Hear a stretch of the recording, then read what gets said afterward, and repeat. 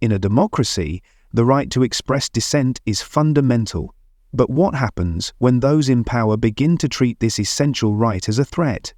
Recent reports suggest that the actions of a political leader, like Keir Starmer, may be doing just that. From allegedly targeting petition signers to suppressing free speech, these actions raise serious concerns about the health of our democracy. As millions of citizens demand his resignation, Starmer seems to be using the power of the state against those who voice disagreement.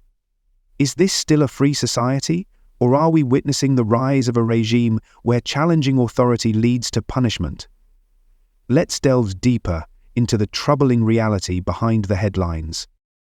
Keir Starmer is said to be considering imposing respect orders on individuals who sign the petition, calling for his resignation. The notion that signing a petition could lead to arrest sounds outlandish, yet this is a fear that is growing under Starmer's leadership. There's increasing concern that Starmer might support policies that allow law enforcement to act against citizens simply for expressing dissent. The petition, which has garnered over 2 million signatures, sends a clear message. A large portion of the public is dissatisfied with Starmer's leadership. Instead of addressing these concerns, it seems Starmer views petition signers as lawbreakers.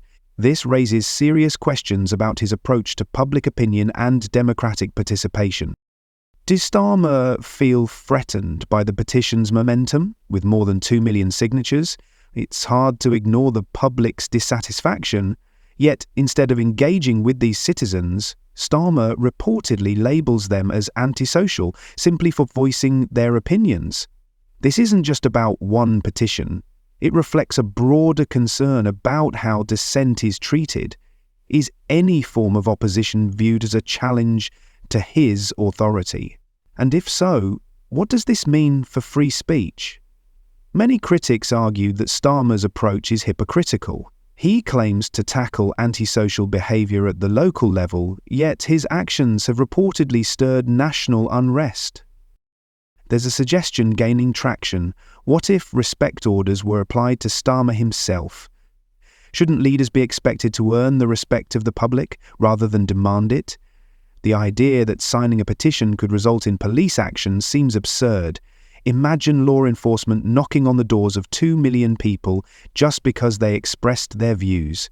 This highlights a deeper issue. The right to dissent is the foundation of democracy. Leaders must remain accountable even after Election Day. Winning an election doesn't give them the freedom to ignore public dissatisfaction. Starmer's alleged attitude raises alarming concerns about his understanding of democracy. He seems to believe that his mandate is unquestionable once elected, despite growing public frustration. But democracy is not just about winning an election. It's an ongoing conversation between the people and their leaders. Disregarding dissent undermines this vital principle. Reports also suggest that Starmer is targeting free speech on social media platforms, allegedly pressuring Elon Musk to control content on X, formerly Twitter. It's one thing for leaders to disagree with online criticism, but it's entirely different to attempt to silence it. Critics argue that this sets a dangerous precedent, threatening the very foundations of free expression. So, what can the public do in response? The petition is more than just a symbolic gesture, it's a powerful statement. Starmer's reaction, or lack of one, speaks volumes about his leadership. True respect is earned through accountability, not enforced through intimidation. The idea that someone could face arrest simply for expressing their opinion online because they disagree with the Prime Minister is deeply troubling. Shouldn't we, as citizens, be free to voice our opinions without fear of punishment? After all, free speech is a cornerstone of any democratic society. Silencing individuals simply because their views don't align with those in power is a dangerous path to follow. Let's also address the responsibility of major social media companies. While freedom of expression must be upheld, violent behavior online is still a crime. These platforms often amplify harmful rhetoric, and they must be held accountable when such behavior escalates. It's not just a matter of free speech, it's about public safety. The law must be applied consistently, whether online or offline. This is the most important responsibility of any government, ensuring the safety and security of its citizens. As Starmer's actions unfold, the public faces a stark choice: remain silent or stand up for the fundamental rights that define our democracy.